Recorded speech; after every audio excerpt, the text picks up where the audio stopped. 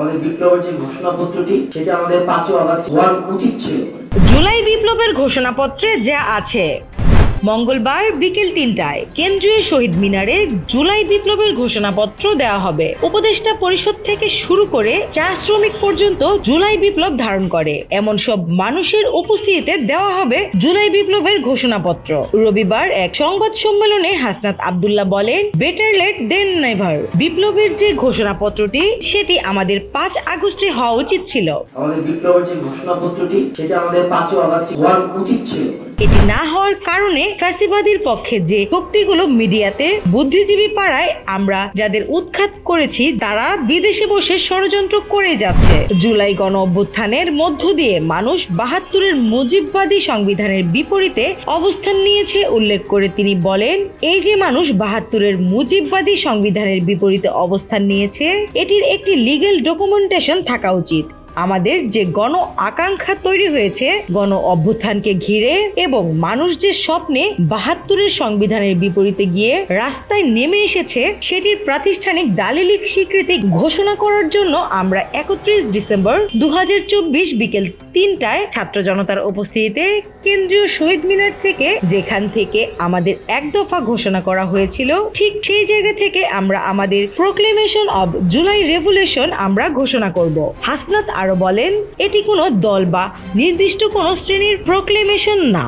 আমরা ঐতিহাসিকভাবে যে একটি প্রতারিত প্রজন্ম, আমাদের যে স্বপ্নগুলো ঐতিহাসিকভাবে বিভিন্ন স্তরে স্তরে বঞ্চিত হয়েছে, আমরা প্রতারিত হয়েছি। এই প্রোক্লেমেশনের মধ্য দিয়ে আমাদের এই বঞ্চিতের ধারাবাহিকতা যেন আর না থাকে, আমাদের গণমানুষের আশা আকাঙ্ক্ষার যেন প্রতিফলন ঘটে, সেটির একটি ইস্তেহার জনগণের সামনে, জাতির সামনে সেখানে ঘোষণা করা হবে। তিনি বলেন, 72-এর যে সংবিধানের বিরুদ্ধে মানুষ দাঁড়িয়েছে, মুজিববাদী চেতনার বিরুদ্ধে মানুষ দাঁড়িয়েছে, আওয়ামী লীগের ফ্যাসিবাদের বিরুদ্ধে মানুষ দাঁড়িয়েছে, সেই বিরুদ্ধ দাঁড়ানোকে সেখানে স্বীকৃতি দেয়া হোক।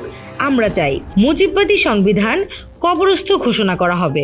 যেখান থেকে এক দফার ঘোষণা দেওয়া হয়েছে ঠিক সেই জায়গা থেকে মুজিববাদী 72-এর সংবিধানের কবর রচিত হবে। আওয়ামী লীগকে বাংলাদেশের প্রেক্ষাপটে একটি অপ্রাসঙ্গিক রাজনৈতিক দল উল্লেখ করে তিনি বলেন, যারা গণমানুষকে মানুষ হিসেবে স্বীকৃতি না দিয়ে নির্যাতন, নিপীড়ন, হত্যার রাজনীতি করেছে, যারা জনগণের আশা আকাঙ্ক্ষার বিপরীতে দাঁড়িয়েছে, আমরা প্রত্যাশা রাখছি এই জুলাই প্রোক্লেমেশনের মধ্য দিয়ে এই নাৎসিবাদী দলটিকে বাংলাদেশ থেকে অপ্রাসঙ্গিক ঘোষণা করা হবে। বাংলাদেশ দীর্ঘদিন একটি বিচারহীনতার সংস্কৃতির মধ্য দিয়ে গিয়েছে। আমরা চাই প্রোক্লেমেশনের বিচার নিশ্চিতে ইশতেহার ঘোষণা থাকবে। সার্জিস আলম বলেন, প্রোক্লেমেশন অব জুলাই রেভলিউশন ঘোষণাটি সামগ্রিকভাবে পুরো বাংলাদেশের লিখিত দলিল হিসেবে থাকবে, যে দলিল আমাদের বিগত সিস্টেমগুলোকে রিজেক্ট করবে, নতুন যে সিস্টেম প্রত্যাশা করি সেগুলো বাস্তবায়নের পথ দেখাবে। উল্লেখ করে তিনি বলেন, 31 তারিখ যে ঘোষণাপত্র পাঠ হবে তা শহীদ পরিবারের স্বপ্ন হিসেবে থাকবে। বিগত যে সিস্টেমগুলো মানুষ আসলে তাদের জায়গা থেকে গ্রহণ করেনি এবং আগামীতে সেই সিস্টেমগুলো মানুষ চাচ্ছে না, সেগুলো স্পষ্ট করা হবে। স্নিগ্ধা আখি, দৈনিক নতুন সময়, ঢাকা।